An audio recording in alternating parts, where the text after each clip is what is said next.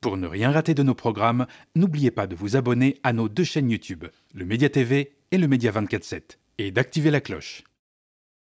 Bonjour tout le monde et bienvenue pour un nouvel épisode des Indiscrets sur le Média, votre rendez-vous hebdomadaire politique avec Nils. Grâce à son carnet d'adresses sans égal et sa connaissance fine des acteurs politiques de tous bords, Nils nous permet d'arpenter chaque semaine les coulisses de la politique française et d'aller chasser les indiscrétions. Et avouons-le, on aime ça.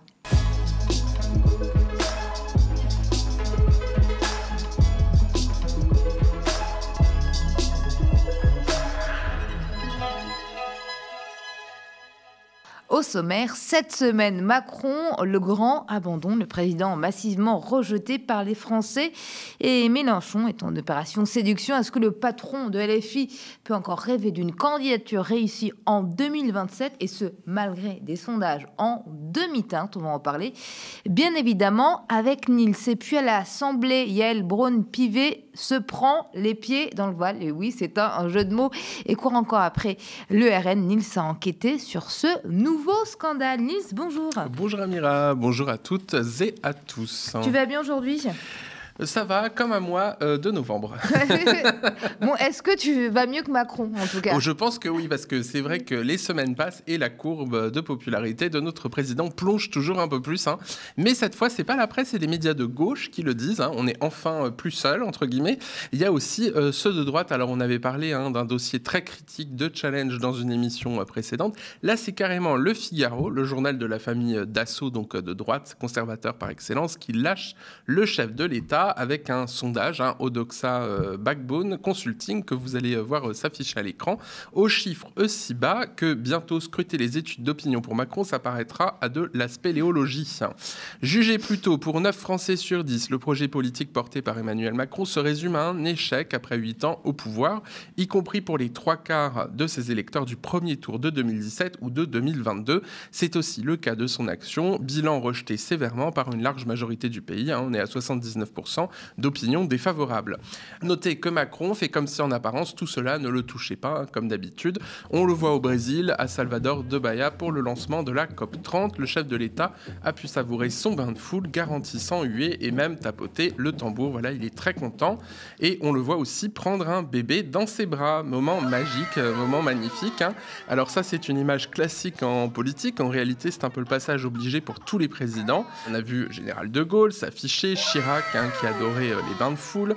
Voilà, un bébé, c'est rassurant pour les mamans, pour les papas. C'est censé montrer des présidents proches du peuple.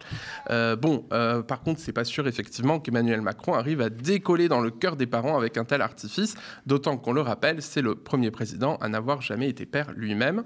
Notez que Macron, tout en prenant de la hauteur, continue de vouloir se mêler de politique nationale. Il évoque d'ailleurs l'état du pays à l'étranger, alors que la coutume voudrait que le président s'en abstienne. Et Libé a d'ailleurs noté cette semaine que l'Élysée prévoit une hausse de ses voyages de 31,5%. Alors pour ses voyages à l'international, parce qu'on pourrait penser qu'il multiplierait les activités diplomatiques après son discours à l'ONU sur la Palestine, notamment. Non, c'est pour voyager dans le pays, en France. C'est pour faire sa campagne, quoi. Voilà, donc effectivement, alors c'est le député écolo Emmanuel Duplessis qui a levé ce lièvre dans sa mission pouvoir public du budget. Est-ce que le président prévoit vraiment de faire beaucoup plus de déplacements en France en 2026 qu'en 2025, l'Élysée, en fait, noie un peu le poisson auprès de Libération. L'Élysée répond, on ne raisonne pas comme ça. Il y a une enveloppe générale de déplacement et ensuite, on ajuste en fonction des circonstances, lesquelles faits divers, alors on l'espère le moins possible, mais faits divers, inauguration, coupage de ruban, etc. Donc, mais oui, comme effectivement tu l'as bien noté, il est possible que le président soit en campagne permanente. Alors évidemment, l'Élysée a beau jeu d'expliquer que, par exemple, un déplacement aux Outre-mer est beaucoup plus coûteux, comme si la présidence et le gouvernement se souciaient beaucoup des Outre-mer, ce serait une grande nouvelle, et d'ajouter que la ventilation internationale peut bouger, mais on ne le sait pas à l'avance. Voilà, donc la somme globale, elle reste inchangée. On est quand même à 20 millions d'euros à l'année. On le rappelle, Nice, la COP30 cette année, c'est au Brésil. Tu l'as dit, Emmanuel Macron a soulevé un bébé, mais il a aussi rencontré Lula. Oui, voilà. Alors, c'est l'opération de com comme permanente entre les deux. Alors sachant que Lula sur l'environnement a un bilan qui est de plus en plus critiqué, là il a annoncé qu'il allait effectivement créer des réserves naturelles pour essayer de sauver ce qui reste de la jungle amazonienne. Au niveau d'Emmanuel Macron, c'est pas beaucoup mieux, on en a largement parlé dans le média. En tout cas, le président est en déplacement au Mexique ce vendredi à 16h30 à Paris, 9h30 heure locale.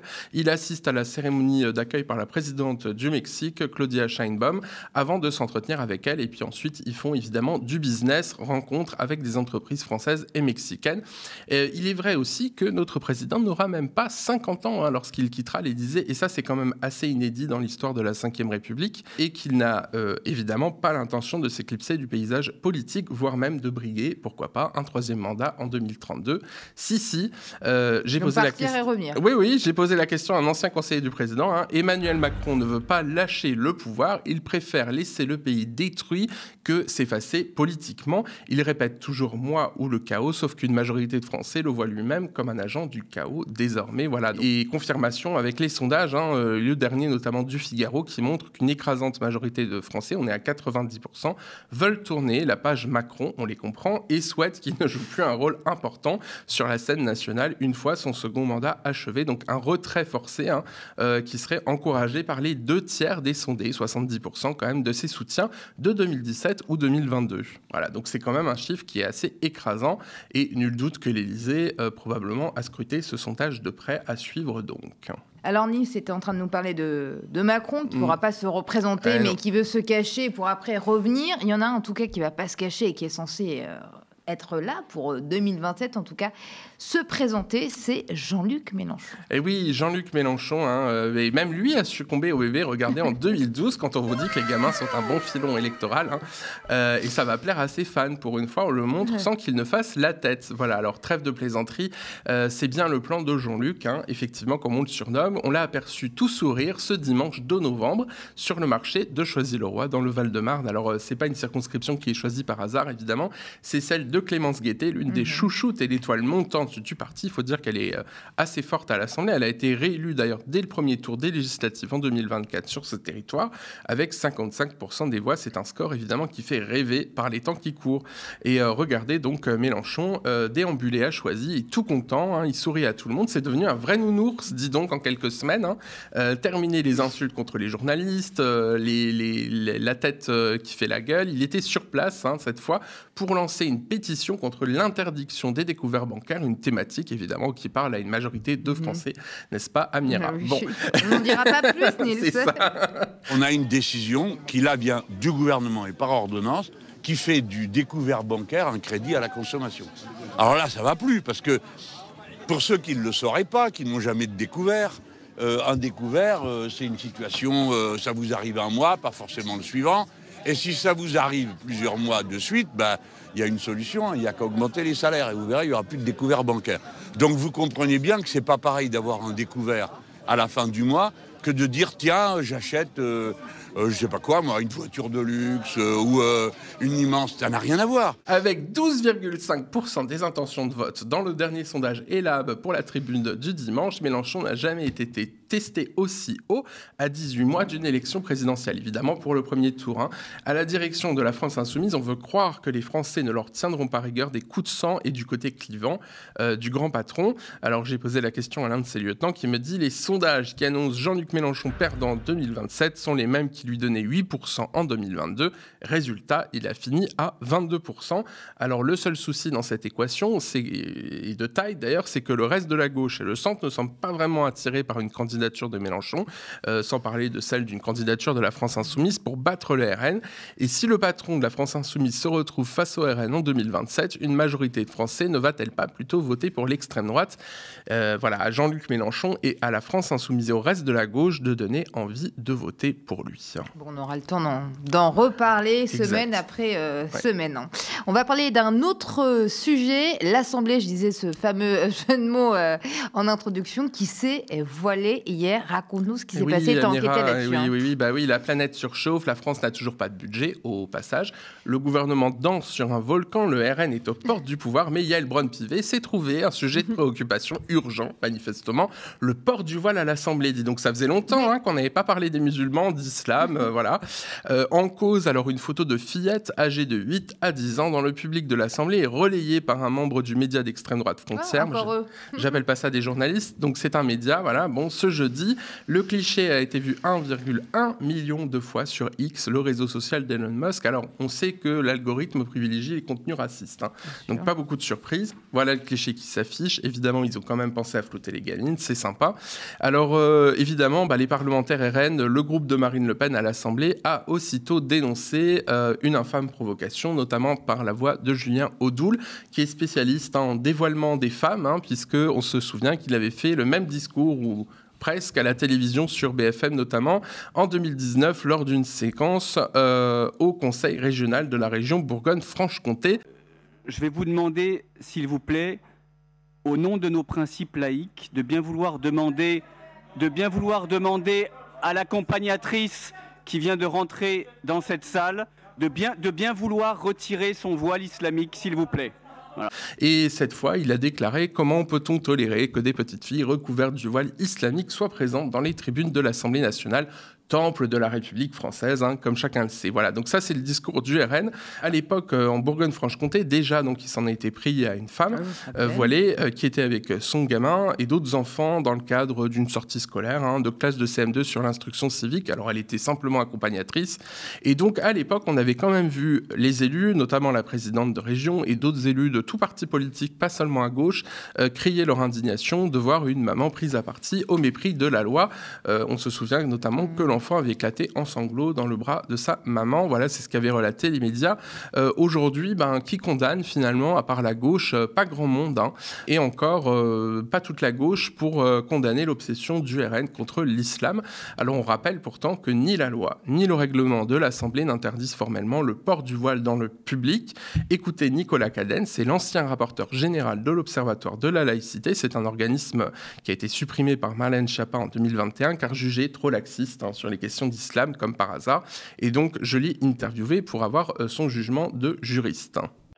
Ce serait problématique parce que interdire ainsi à des usagers du service public, des personnes, citoyens, citoyennes, qui viennent dans une maison commune, dans l'Assemblée nationale, pour assister au débat, leur interdire de porter des signes religieux serait contraire à la laïcité elle-même, puisque la laïcité garantit à ceux qui n'exercent pas de service public de pouvoir justement porter des signes convictionnels selon leurs croyances ou convictions. Donc ce serait problématique, ce serait en tout cas anti-laïque. Donc non, évidemment, il y a pas de règle qui leur impose d'être neutres. Les spectateurs, spectatrices ne sont pas, là encore, des agents du service public et donc ne sont absolument pas soumis à la neutralité. Voilà, donc c'est peut-être la preuve qu'Emmanuel Macron aurait dû conserver cet observatoire, puisque manifestement, les députés de la majorité, notamment, enfin de l'ancienne majorité, et notamment Yaël Braun-Pivet, font comme si on pouvait interdire le port du voile, alors que ce n'est pas le cas. C'est plutôt gênant et raciste. Alors, ce qui est grave, c'est quand même que la présidente de l'Assemblée a un pouvoir de police et de discipline important sur l'institution. Elle n'est pas censée courir après le RN sur ces sujets. Voilà, donc on voit ce qu'elle a déclaré sur Twitter. Et puis, on rappelle aussi qu'elle est au mieux avec le RN. Je le dis dans cette émission régulièrement parce que c'est quand même un vrai scandale de la part de la Macronie qui se présente comme un ennemi de l'extrême droite ou en tout cas qui tente de le faire croire. On le sait, la présidente de l'Assemblée, elle a des accointances avec le RN. Elle l'a déjà avoué sans phare. Regardez, c'était dans le Figaro, pas plus tard qu'en 2023. Le député RN, Sébastien Chenu, n'est pas un bon mais un très bon président, vice-président, de l'Assemblée, puisqu'à l'époque, il était vice-président, siège qu'il a retrouvé d'ailleurs grâce aux macronistes et à la droite cette année, à la rentrée. Et je l'avais révélé dès 2022, à son élection au perchoir, Yaël Braun-Pivet a veillé à nouer de bonnes relations avec le RN, au point de claquer la bise à Sébastien Chenu et à Marine Le Pen. Alors en plus, Nice, il faut peut-être le rappeler que ces enfants n'étaient pas là par hasard, ils ont été invités par une suppléante d'un député. Oui, c'est comme ça. Alors, en plus, c'est comme ça que ça se passe, en général. C'est-à-dire, vous demandez aux députés de votre circonscription, ou l'école le fait. Enfin, voilà, donc c'est des visites qui sont là évidemment pour laisser les citoyens participer évidemment au projet démocratique. Là, donc, ça n'a pas raté. C'était dans le cadre d'un projet intitulé Démocratie et citoyenneté. Et ce qui est encore plus croustillant, c'est que ces invités l'étaient par la grâce de la suppléante du député MoDem, Marc Fesneau, qui est un ancien ministre, on le rappelle, et donc qui fait partie du bloc central, donc qui est censé être allié de Yaël Braun-Pivet. Autant vous dire que cette polémique est d'autant plus ridicule. Alors évidemment, Marc Fesneau est un peu gêné, il n'était pas dans l'hémicycle mercredi. Il était absent, et oui, il était dans le Loir-et-Cher, voilà. Mais il a reconnu que cette situation ne lui semblait pas acceptable, tout en reconnaissant que la loi n'interdit pas le port du voile par des mineurs dans l'espace public. Eh ben non, et que par ailleurs les règles de droit commun ont été respectées. Donc il n'est pas à l'aise avec le voile. Ils sont pas d'accord, quoi. Ils sont pas d'accord, mais effectivement, voilà, les règles ont été respectées. Écoutez, en tout cas, ce que révèle cette séquence pour Nicolas Cadenne, donc l'ancien rapporteur général de l'Observatoire de la laïcité. Maintenant, quand on parle de laïcité, c'est constamment en réalité pour parler d'identité, plus spécifiquement d'islam, et en plus des progressistes, des gens qui se disent progressistes, qui se disent républicains, sont constamment à la remorque de propos lamentables, complètement illégaux, prouvant une méconnaissance crasse de notre histoire et de la laïcité, et qui émanent de l'extrême droite, qui n'a jamais été défenseuse de la laïcité, bien au contraire. Donc sincèrement, c'est proprement affligeant d'en arriver à ce niveau-là de débat. Et c'est catastrophique parce qu'on va droit dans le mur à force de continuer à dire tout et n'importe quoi sur la laïcité. Voilà, alors pour résumer, le député LFI Antoine Léaumont n'a pas tort d'écrire sur X qu'il n'y a aucune loi qui interdit le port du voile à l'Assemblée. C'est vrai que la loi de 2004 interdirait en revanche à des élèves scolarisés dans un établissement public de venir voiler au Palais Bourbon. Alors les Insoumis évoquent aussi le règlement de l'Assemblée nationale. Éric Coquerel notamment a demandé à Yaël Braun-Pivet de préciser le règlement de l'Assemblée interdisant les signes religieux au public qui visite l'institution. Alors autrement dit, le port du voile n'est pas permis en tribune, c'est les rangées qui sont situées en hauteur du Palais Bourbon. Et pour cause, c'est assez ridicule parce qu'il y a quand même des dignitaires étrangers qui sont invités parfois à l'Assemblée nationale. On les voit dans le public. En général, d'ailleurs, il y a une tribune spéciale en fait qui leur est réservée. Et donc, il faudrait leur faire retirer leur habit religieux. Par exemple, si c'est un représentant du Dalai Lama, on va lui demander de retirer sa tenue traditionnelle parce que ça contreviendrait aux lois de la République. Enfin, c'est quand même assez lunaire. Sens, là. Oui, et puis vraiment, c'est lunaire comme polémique. C'est ce que souligne Nicolas Cadenne. Et il a raison, quoi. Et d'ailleurs, on ne l'a pas dit, Nice, mais les fillettes étaient scolarisées en école privée. Oui, une école confessionnelle. Donc, a priori, les lois cette loi-là, cette mesure-là de la laïcité ne s'applique pas à elle de toute façon, quoi.